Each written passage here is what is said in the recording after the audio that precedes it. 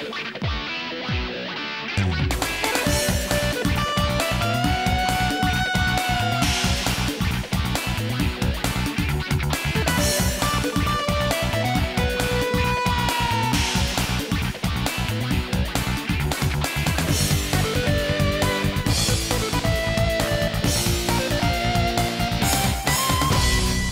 and welcome to Britain's first motoring programme to run throughout the year. This week's programme is dominated by the Paris Motor Show. It was Renault who first came up with a people carrier in 1984 with the Espace, the first of its kind to be more than just a van conversion. Since then, the market has been awash with MPV rivals. This year sees details of two more new models, Vauxhall's American-built Sintra and Mercedes-Benz's V-Class vehicle. But at the Paris show, Fiat has surprised the world with a concept vehicle which will go into production next year. The Multipla is seen as ugly, bulbous and impractical by some, revolutionary, brave and futuristic by others.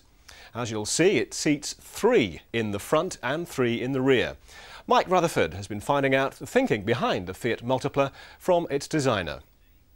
You would think, wouldn't you, that those style gurus at Fiat would employ an Italian designer to head up their styling studio, but in fact they employ an American who's with us now, Pete Davis. You're to blame for all this. Talk us through it. I'm going to jail soon. Well, anyway, the concept of the car is to get 6 people and lots of luggage into a very short space. The car is only 4 meters long, which means that you can, it'll be the same class as a C-segment class, Bravo Brava, etc. The idea is to get an MPV that is less costly than the current range of MPVs that you find on the market now.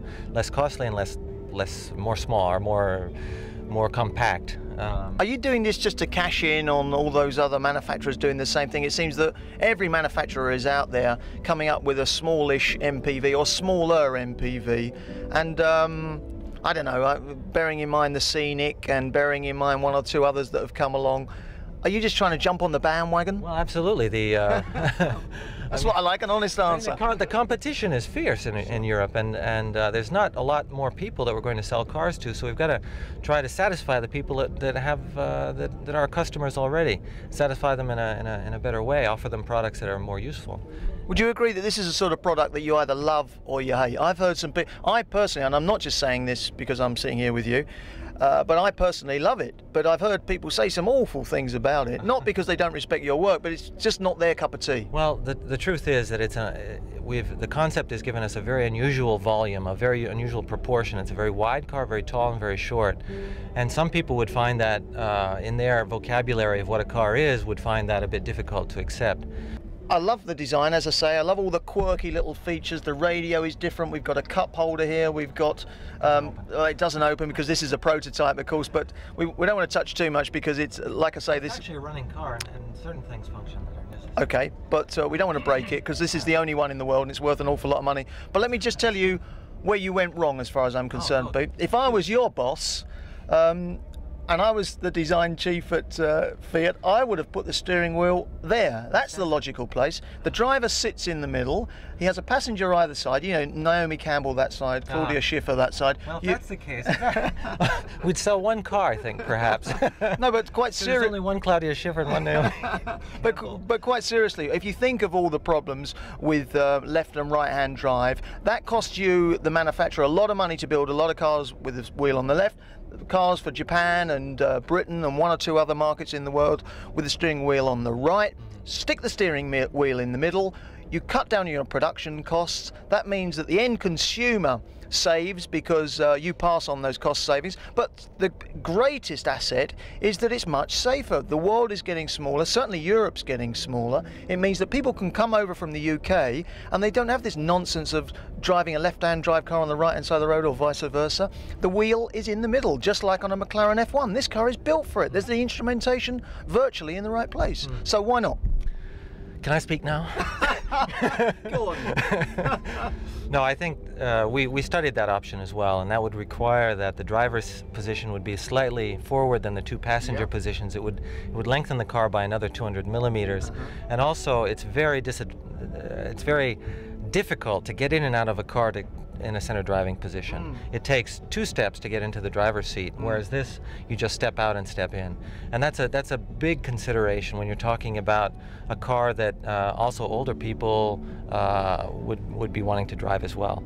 And so that is the basic reason to keep the length of the car down, to make it easy to get in and out of, but also to this is obviously showing 6 seats, but we're also thinking of a 5-seat version with a tremendous bin between the 2 front seats, which you can throw any handbag, any bag of groceries. It'll be modular in a way that you could have a refrigerator in it, so you can have cool drinks for your family or whatever when you're driving.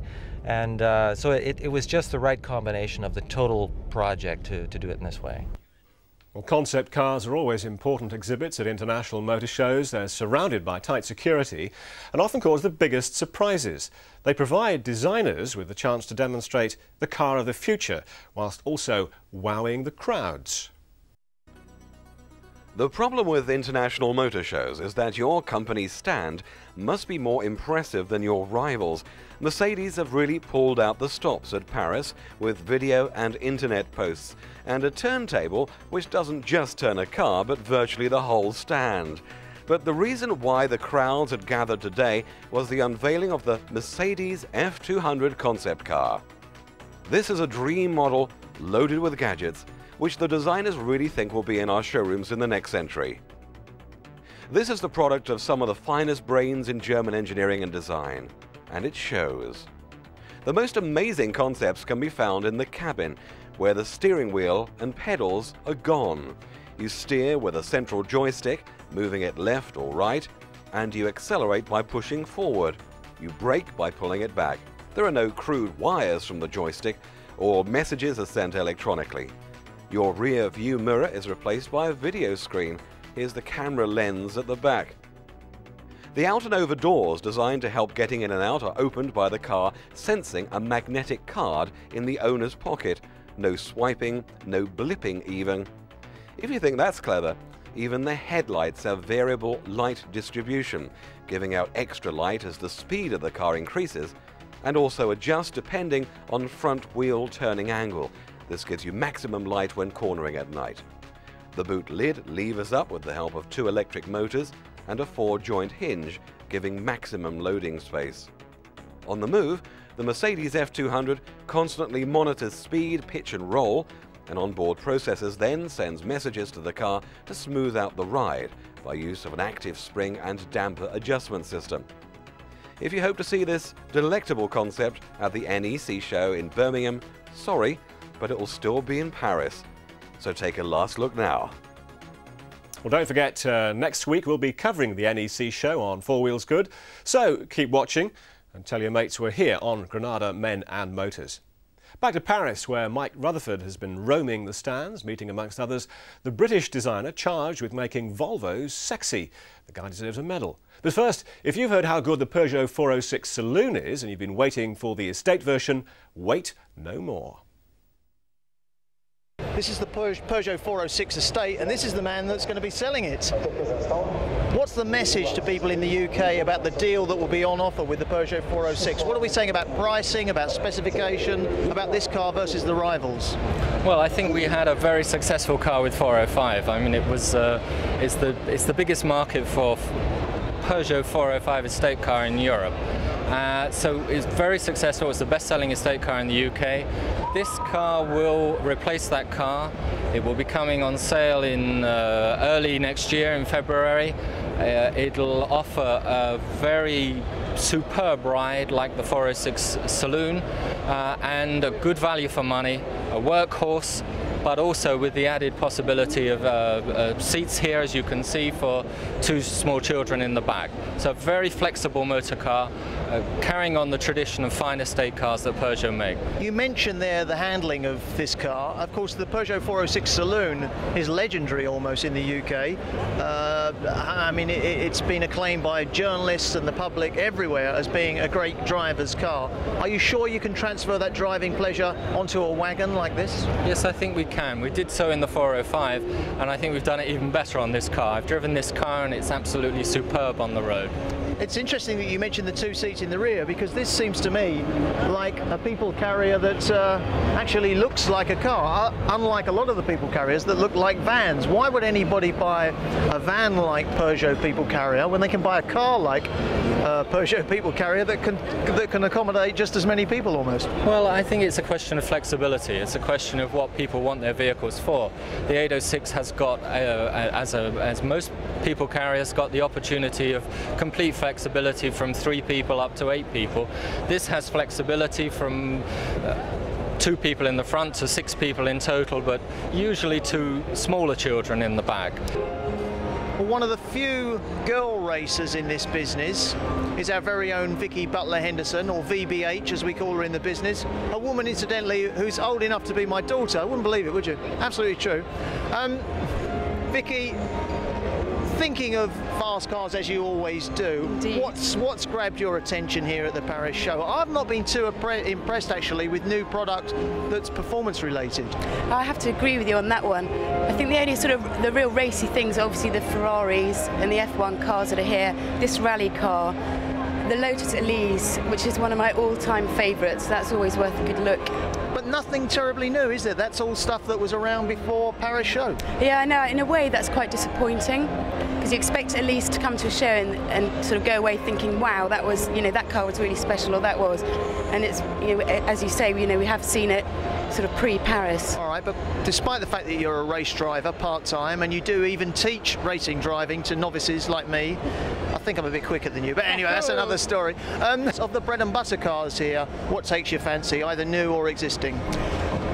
New, the Renault Espace is quite funky in design, and the way that they've used the internal space, that's quite interesting to look at. I wouldn't have thought that was your type of car somehow. No, not quite the family chick yet. Yeah. The Peugeot 406 is divine to look at. It reminds me of a mini Ferrari 456. You're talking about the 406 Coupe now? Yeah, the Coupe. That is a real stunner. I think Volvo have done very well with the C70 as well. That's still very much a Volvo, but quite sort of stylish and a bit more performance oriented. Amazing how they've turned around their image, isn't it? Without a doubt, and good for them. I think they needed it, and you know, it's good. The Honda Prelude doesn't excite you very much? No, not to look at. Not this redesign. It doesn't stand out and go, wow, look at me. It's too sort of moulded into more of Honda's design, which is a shame. But it's a really nice car to drive, so looks on everything on that one. Most important question of all, as far as you're concerned, what's the male totty like? We've given our verdict on the ladies of the show, and there are a few nice ones, I have to say. What about the blokes? I am thoroughly disappointed. There is no male chutch to be seen, no firm buttocks, no rippling biceps, apart from ones in leotard. But I don't quite go for them, so that's a real disappointment, as always. Let's have some blokes for us birds, I say. Well, the Koreans are here at the Paris Motor Show, tucked away in a little hall on their own, and this is the bravest thing I've ever done in broadcasting. I'm about to actually practice some Korean with somebody on the stand. So, Che sera. Bali diwa. Is that okay? Bali diwa? Yeah, Bali diwa. Okay, come closer. Bali. Okay. 안녕하세요. 안녕하세요. 오래간만입니다. 안녕하세요, which means hello, how are you? Yeah, hello and how are you? Okay, and how about if I want to say, I'm just trying to think what I said read in my Korean phrase book. Oh yeah, 아주 좋아요. 아주 좋아요. Very 좋아요. 아주 좋아요. 훌륭해요. And if I say you're very pretty, I say you're 이쁘다. Yeah. 아주 이뻐요. 이뻐요. 아주 예뻐요. Okay, and if I want to say goodbye to you in Korean, I say 안녕히 계세요. 안녕히 계세요. 안녕히 가세요. How's my Korean? 안녕히 가세요. 안녕히 계세요. 네. How's 네, my Korean? 안녕히 계세요. She's my girl of the show, I think. But what about the cars of the show? What about the Korean cars of the show? Let's have a look at a few of them now.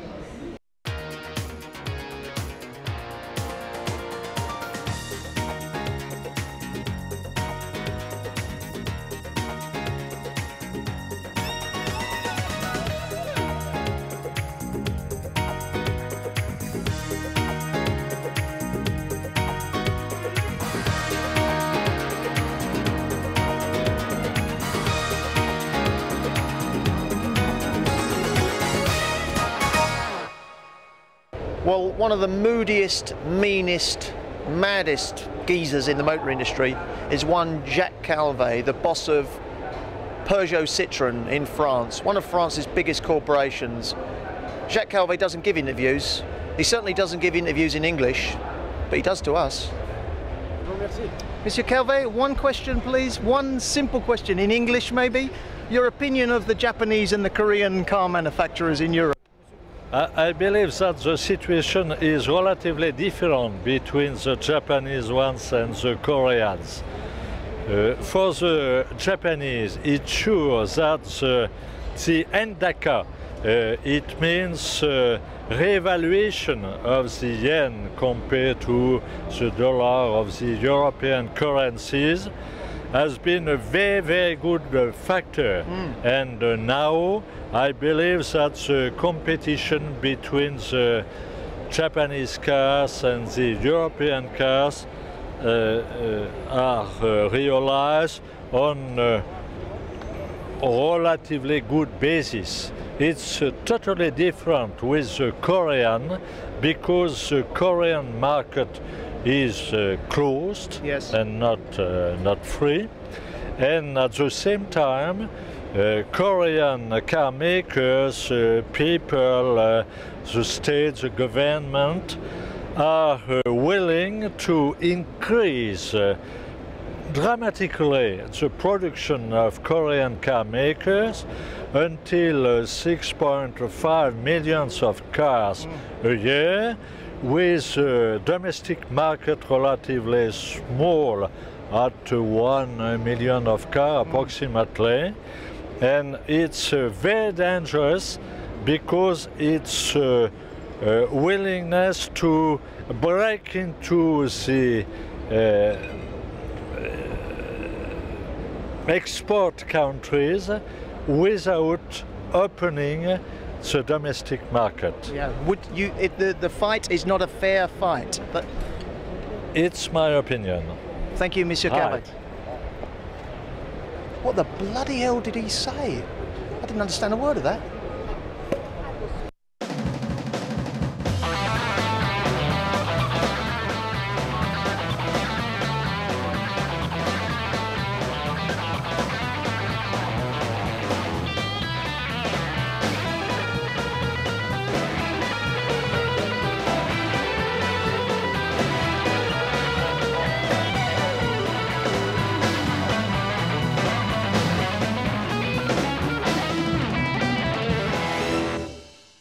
Now, you can be forgiven if the name of Tom Walkinshaw doesn't mean too much to you, but this man is one of the most important men in the British motor industry, and indeed the world motor industry and the world of motorsport as well. There's two things I want to talk to you about, Tom.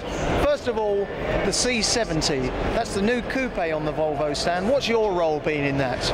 Well, we had the contract to design and engineer the car, which we did in our engineering business in England, and we own a joint venture company with Volvo in Sweden, so we actually manufacture the car as well. So, well, that sounds like you got it nicely sewn up. You also are involved heavily, of course, with Volvo Motorsport, and you've turned that around completely. Who would have thought 3 or 4 years ago that Volvo would be out there winning British touring car races?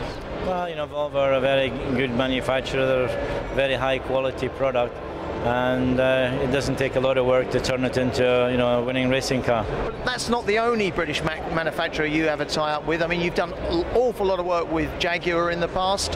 What are your connections with the other manufacturers?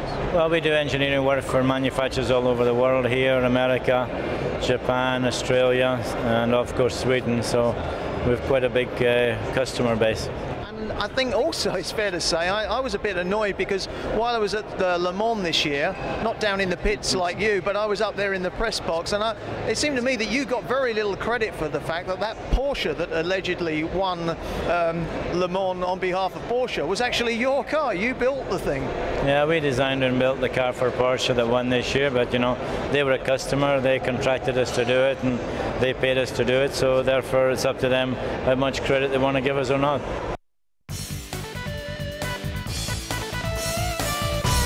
Welcome back. Last week, just as Rover officially announced the new Mini project, we asked top car designer Peter Stevens to sketch out his ideas for the new Mini on the back of his business card in 30 seconds. We do things like that.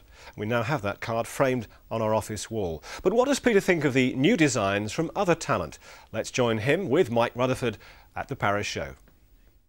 Well, he's far too modest to admit it, but the bloke I've got standing next to me now is probably Britain's #1 car designer, a man responsible for the Lotus Elan, the McLaren F1, you name it, he's designed it, and he's Peter Stevens. Pete, what do you think of the cars here?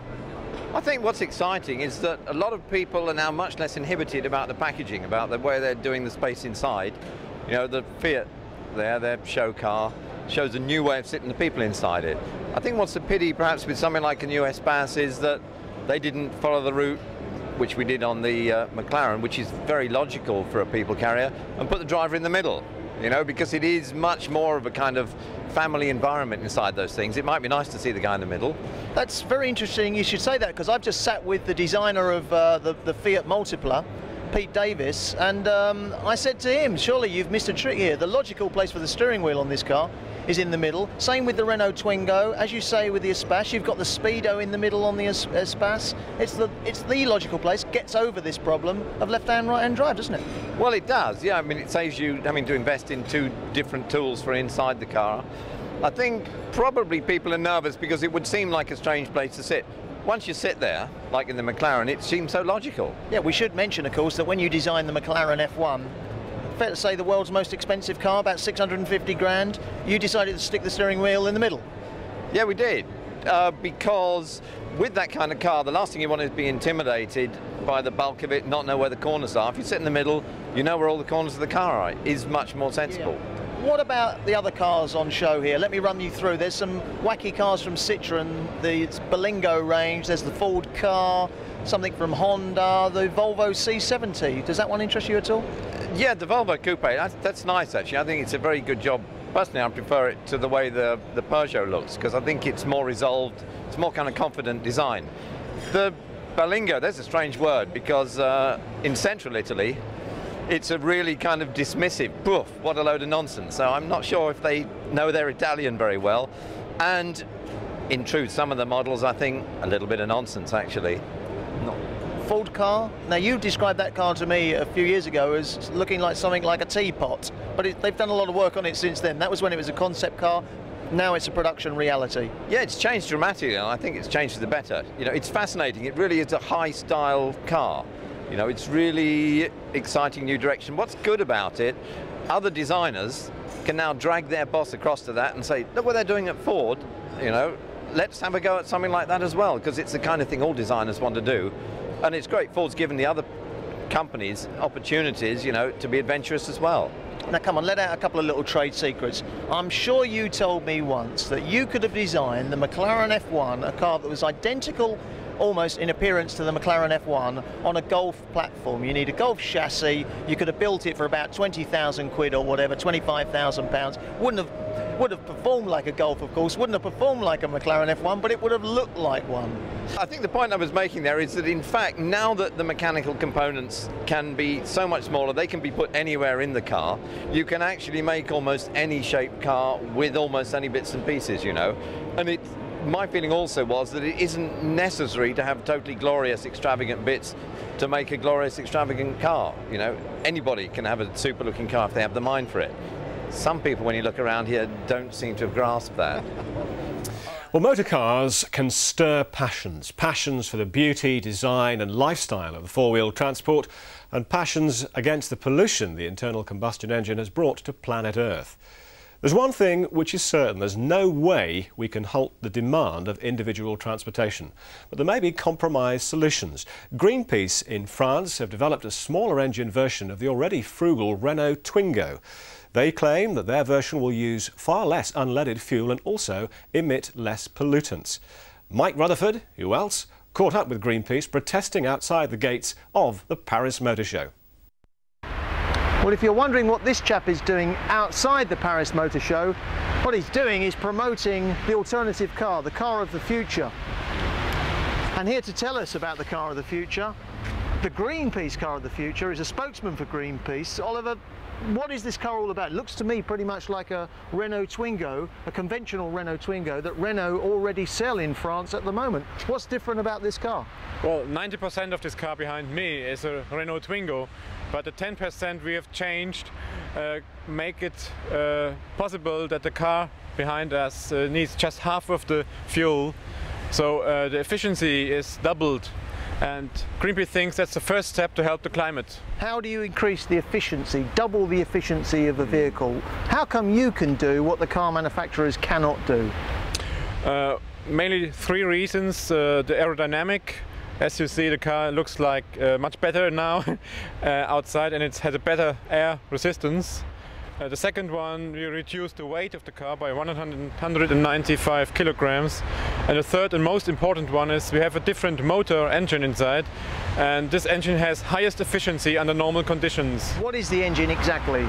It's a two-cylinder boxer motor, petrol engine, with only 360 cubic centimeters, and a supercharger that puts pressure waves in the engine and causes them to have a very high efficiency. How slow is this vehicle? What is its top speed?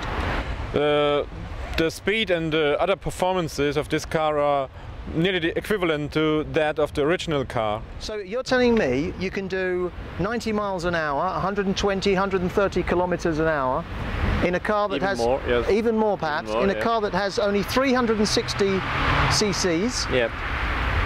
And it will do twice as much on 1 litre of fuel than a conventional car. That's right, and what experts tell us that this car in serial production would even have the same price or only a slightly increased price compared to the original Twingo. So Greenpeace thinks that a car, and we think that the car industry can do the same that the Swiss engineers working for us have done. So what we want the car industry to do is that they build these cars instead of the now existing cars. The Twingo is just an example, and we think that all cars could be doubled in efficiency. All right, what is the reaction from Renault? You've gone to all this trouble, you've based your vehicle on their car, the Twingo. What is the official reaction from Renault headquarters in France? Are they interested? Are they asking you to tell them more? Are they telling you to go away? Yeah. What are they saying?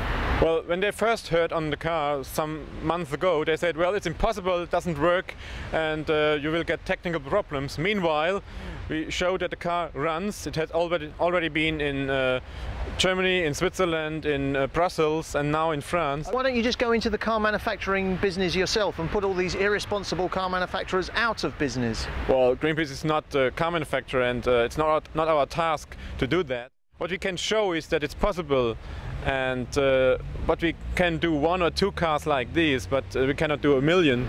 So of course the big car companies have to do this job, and that's what we want, not only Renault but the others too.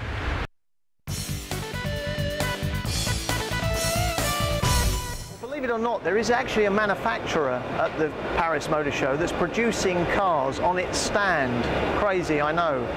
It's Volkswagen. The car is the Passat. At the other end of this machine, after a very complicated process, you can actually see the car being built. And of course that is the result. What you've got is your recycled Volkswagen, complete with recycled pen, the only manufacturer at the Paris Motor Show actually building cars. And they'll even let you take one home with you. Steve Fowler, from What Car, what are your impressions of the show so far? You've had a wander around like me. What took your fancy? Well, this quite takes my fancy for 2 reasons. One, it's a seat and I can sit down, which doesn't happen very often at motor shows. And 2, it's a new Renault Espace, which is quite exciting. Yeah, maybe not as exciting as it should be, although I'm sure the PR man overlooking my shoulder might have something to say about that. But this is the new Renault Espace. It looks pretty similar to the old Espace to me, but what else has caught your eye here? There have been so many new cars. We thought we knew everything that would be here. Still a few surprises. Yeah, the new Volvo Coupe I think is quite exciting. There's a number of coupes. The new 406 Coupe looks quite good as well. So it's a bit of a coupe show, in fact. A few wacky experimental vehicles, prototypes from Peugeot that we've seen. We weren't expecting those either. No, and Citroën as well. We've got some van-based concepts which are quite interesting. Whether we'll actually see them on the road is a bit doubtful, but nice to see Brittain lighten things up a little bit. Not too much presence from the Japanese. I mean, they seem very quiet, and the Koreans. I don't know if they feel that they're in unfriendly waters in a country like this. I think people are confused a bit about the Japanese and Koreans. They're very big in the UK, but basically the French are not so keen to let them in, are they? That's right. Nissan are trying to make a bit of a splash with the new Primera, but other than perhaps the Honda Prelude, there doesn't seem to be an awful lot of new product around.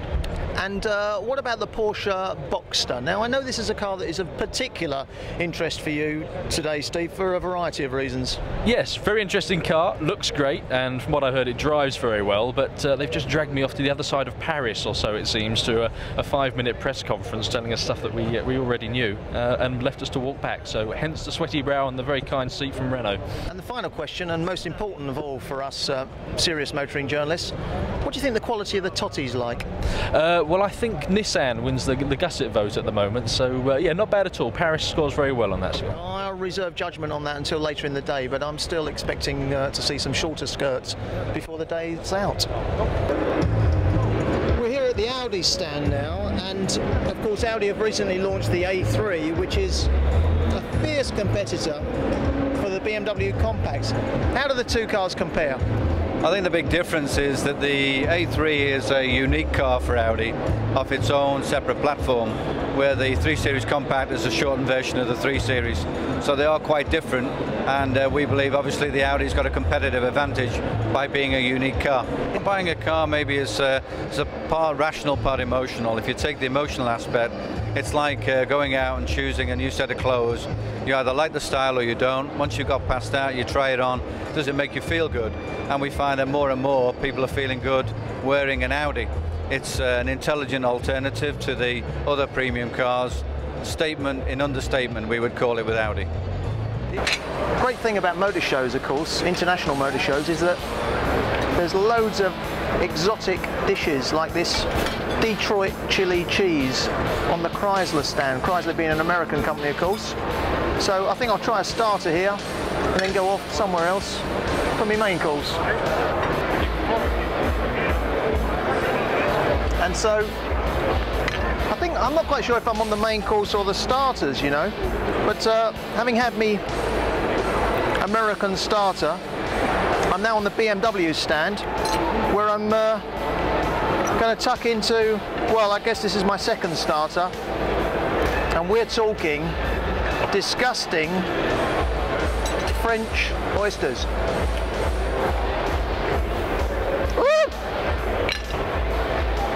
Peugeot for our main course. I don't quite know why I've got 2 forks and 1 spoon. I'll stick those back in there, but very nouvelle cuisine, I think, and smoked salmon, parma ham, bit of salad, bit of pasta, all very healthy stuff before I go on to the serious stuff, and that's the dessert. Of course, a lot of journalists, they not only eat the show, they drink the show, and as you can see, I'm on a very healthy diet, and I stay off the booze all day long. This glass of fine French champagne, compliments of Peugeot, will not be consumed by a professional like me on a day like this. I'll be sticking to the orange juice over here. So okay, that's the way it is. Thanks, Mike. Okay, we off camera? Yeah. Thanks very much. Cheers. Well, I think I've done my main course, and it's about time for a dessert. Oh, I don't know. How about some of this? A nice Audi. Oh, that's pretty, isn't it? Don't know what it is, but let's start with this one. I ate the world, or at least the Paris Motor Show.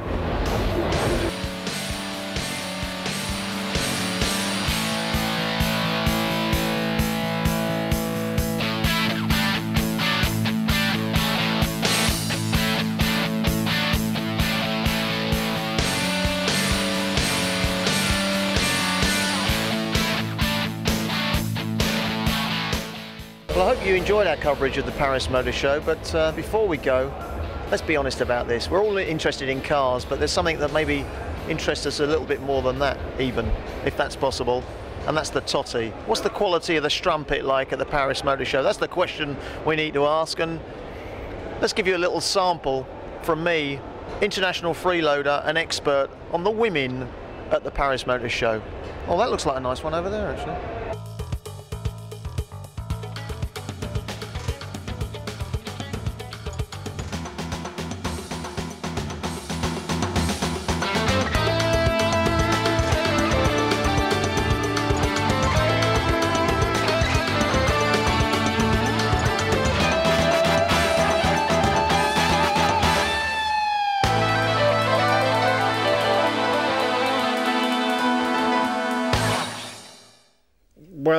we never promised you that Madam Motors would be politically correct, did we? Well, it may be farewell from Paris, but Mike Rutherford will return after the break, talking to a regular guest of Four Wheels Good, Stirling Moss.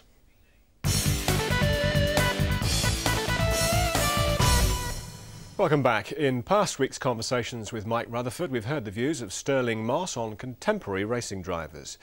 But what would be his choice of greatest heroes of all time, and why? I put Fangio and Senna together, and then I'd come down quite a way. Then I would probably Jimmy Clark, yeah. But he didn't do so many different types of cars. But then after that, then I reckon I'd wait a bit just to see, but I think he has certainly beginning to show that he should be up there, yeah. And he has about another 10 years in the business, so there's no rush. Probably another $200 or $300 million pounds. Yes. You didn't mention Nigel Mansell in all that. No, I didn't actually. No, that's strange. No, but Nigel to me was one of those guys who was great for the sport because he would have a go. I mean, he but he wasn't. I didn't think at the time he won it. I don't think he was the best in the world. I mean, he had a lot of other good people in there at the time. I mean, Senna included. So I don't know. I don't think he was up with that lot. No. But credit where credit's due. He had a lot of faults, our Nigel. But coming back to what we were saying about Damon earlier, at least Nigel was undisputably a racer. Oh yeah. Oh, you always had fun. I mean, he was. I mean, you get what always amused me about him. You go round after the races, you may know, and stop the motorcycle, take him on the lap of honour, get off and kiss the ground way past him, Nelson or somebody, which is showbiz, isn't it? Absolutely. Talk us through. You've talked through the greats of all time, but of the also-rans today, and that's really with respect to everybody other than Schumacher out there. That's all they are. All the while there's a Schumacher around. The rest of them are strictly second division material, it seems to me. By comparison. Yeah. So, how do you rate the likes of Villeneuve, Hill, Hakkinen, Berger, Villeneuve is coming along. If you look at the history of motor racing, you suddenly hear about a guy, I mean, Jimmy, the same thing, and he goes on, he gets better and better. And usually, if they're really good, they keep going and they become world champion, probably. But then you get others who arrive and they're fantastic. The Barrichello, if you remember, a while back. Been quite a few of them. Johnny Herbert before he's shunned. I mean, there've been a lot of these guys who've come in and Coulthard, bless his heart. They come in, they're going like this, and then suddenly they level off. Very, very few men in my memory ever started to go up again. I can remember right through when I was racing, there were people who suddenly came and thought, "My God, this guy's fantastic," but then he just started to level off. Let me throw a little theory of mine at you. Having met the likes of Michael Schumacher and Nigel and Damon and one or two others, I think there's got to be something in the ingredients, if you like, that's got to set you apart from the rest. Yeah. And if you look at Michael Schumacher, he's the perfect example of it. You've got to be a complete bastard. There's no point in going out there being Mr. Nice Guy. And Damon, let's face it, has been too nice in the past. You've got to be a ruthless animal. Yeah. You've got to be a machine. You've got to be an unctuous little git. And you've got to be a sort of Michael Schumacher. Yeah, I wouldn't put any of those words actually towards Fangio. That's what sets him to me about all the others. Really, his ability was enormous, but he was not a little git. He was not. He wasn't in any way difficult. More from Stirling Moss next week. Finally, on Four Wheels Good, Ginny Buckley's weekly visit to a company to see what vehicles employees drive and why. Deciding to buy a second-hand car can be quite daunting. I mean, you're never quite sure if you're driving off in an absolute bargain or a total bombshell. And a visit to a used car dealer's can confuse you even more. I mean, fancy not being sure about exactly what kind of car you want and then being faced with this choice. So today I've come to Carcraft, one of the largest second-hand car dealers in the country. Now, they sell around 8,000 cars a year. And I'll be talking to some of the men and women who are supposedly in the know and finding out what they picked out as the best of the bunch. The director's PA is Mrs. Cathy McKey, and she drives a BMW 750. I put it to her that it was a little unusual for a PA to have such a top-of-the-range model. How did she do that? Well, it wasn't actually my choice, it was my husband's choice, because he drives a sports car that's only got 2 seats and we have a young daughter, so we needed a family car. So he really chose it and sort of said, what do you think, would you like it? So I just said, yes, fine. So it arrived and it was massive. Yeah, it is quite a large car. So have you got used to the size now? Has that been a bit of a problem? I think it's very easy to get used to the size of a car, whatever size it is. So you've got over those first panics of going to the supermarket and thinking, how am I going to park it? Well, there seems to be an awful lot that you really like about it. What about things that you're unhappy with? What would you change about it?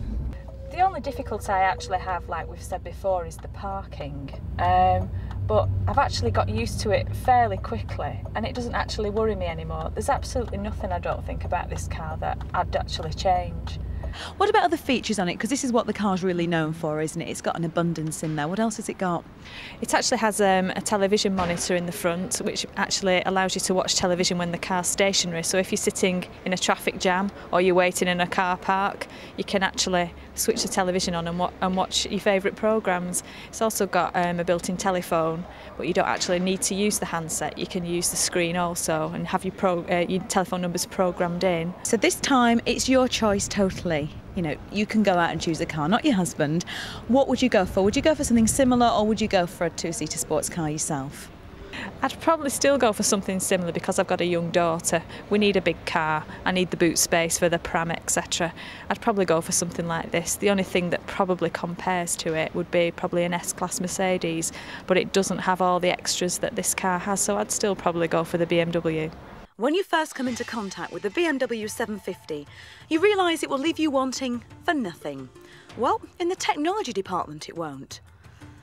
The 750 oozes power and its handling at speed is good, which is true of all the 7 Series, especially the 740. The only complaint being the lack of feel from the Servotronic steering wheel on those bends, but it will be easy cruising up and down the motorway. At the bottom end of the range is a 7 fitted with a 2.8 litre 6-cylinder engine. Performance is no more than adequate, but the cheapest 7 comes well equipped and is keenly priced, and there is the option of manual or automatic gearbox. At the other extreme, you have the 750, with its 5.4 litre V12 engine. Not only is it incredibly refined, but it will get you from 0 to 60 in just over 7 seconds, with a top speed of 155 miles per hour. Not bad, eh? The styling may remain conservative, but it's when you're in the car that you realise the boast that there's comfort and computer power in it to equal that of man's moon missions. From the advanced traction control to the impressive monitor that controls the phone, the stereo and acts as a television. It's all eye-catching gadgetry, and if that's not enough, there's a new navigation system being introduced. It's certainly got the technology, but compared to its rivals, it's not as quiet or smooth a ride as the Jaguar or the Mercedes equivalent. Graham Hamill is a sales executive at Carcraft, and he drives a Toyota Previa. I asked him what the main reason was for choosing this vehicle. Automatic gearbox with overdrive, power assisted steering, electric windows all around, twin sunroofs, electric mirrors, it's virtually everything. There's nothing it doesn't want for. Graham, the first thing that strikes me sitting up here in the cabin is the height that you've got. You can see so much, can't you? It's superb. You can see where you're going, where you've been, and the children love it as well because you can see out. Believe it or not, they don't get travel sick. You weren't exaggerating when you said that it seats 8 people, and it would seat 8 people very comfortably. It is an 8-seater. It's a genuine 8-seater car. But a comfortable one as well. Very, very comfortable, yes. With room for luggage or picnic baskets, golf clubs, everything will fit in the back as well. You say there that there's nothing wrong with it. That's quite a big statement. There must be something that you're unhappy with about the car. It's very difficult to fault it. It's a little bit heavy on fuel, but apart from that, it's superb. Plus, of course, I get ridicule from the staff for using it. When I could use a BMW or a Mercedes or something a bit sporty, they find it a bit unusual and call me the old man for wanting to use something like this. Nah, but everybody goes for the flash cars, don't they? Well, they all do, yes. But I'm married, 2 children, I don't need anything flash. OK, if you had an unlimited budget, I mean, I'm sure you must see so many cars. What would you go for? You know, totally unlimited, you could choose anything. What would you have? Unlimited, unlimited? I probably actually wouldn't go for a new car at all, a newish car, buy maybe an E-Type Jaguar and a motorcycle. The Previa's main strength is its capacity. Even with its 7 or 8 seats occupied, depending on which model you've gone for, there's still plenty of room for passenger baggage.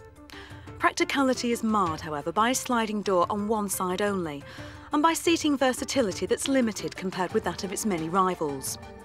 When driving the Previa, you do enjoy the elevated view and good ride, but because of its size, it doesn't handle well on winding roads. And what's more, town parking can cause problems, with the Previa's bulk being a handful to manoeuvre. Inside, the cabin does give you that space-age feel, and the instruments are within easy reach. The seating is comfortable, and it's not hard work on those long journeys, with the 133 brake horsepower 2.5 litre engine better suited to those long cruises. But watch out, fuel economy is poor. Its strong build, image and ample space means the Previa should continue to fare well, despite the influx of newcomers. The senior sales executive is Rod Howarth, and he chose a Vauxhall Amiga as his company car. Rod, you're one of the senior salesmen here, so what sold you on the Amiga here behind us? Well, basically, when I'm choosing a car, I have to consider that I have a long-term back problem, and the Amiga that I've chosen has an automatic gearbox. It's particularly important because if I keep pressing a clutch down too many times, it aggravates my back problem. So the Amiga is a nice large car which has large doors, it's easier to get into, doesn't aggravate my back, and of course the automatic gearbox. What about the bad points? Is there anything negative, anything that you think Vauxhall are doing wrong? I think that if I'd chosen a car with bad points, then I shouldn't be in the job I'm in. So no, I'm quite happy with the car. It doesn't have any drawbacks at all as far as I'm concerned. That's a good comment there. Do you get blasé with cars in the job that you're in? I'm afraid so. Having been in the motor trade for maybe a quarter of a century, cars don't turn me on anymore, I'm afraid. I do like to see an old car that's been really well looked after, but modern cars, no. It's a way of earning money for me. There have been problems with the Amiga early on in its life. Faulty speedometer, reverse gear slipping out, to name but a few. But the teething problems seem to be behind it now. The Amiga looks good, but unfortunately the impressive bodywork doesn't carry through to its interior, where an odd blend of shapes undermines its functional appeal. There's a driver's airbag, anti-lock brakes, and seatbelt pre-tension is fitted as standard. There's also adequate head and legroom in the back and front. But the driver's position is spoilt because of the lack of steering wheel adjustment. Be it saloon or estate, the Amiga drives well, and is a good second to the major competition. I can't believe it. I've been here in a used car supermarket all day long. I'm about to go home, and I haven't been hassled about buying a car once. Well, next week, the Motor Show bandwagon arrives at the NEC. We'll have full coverage of the premiere event in the British motoring calendar. For now, goodbye.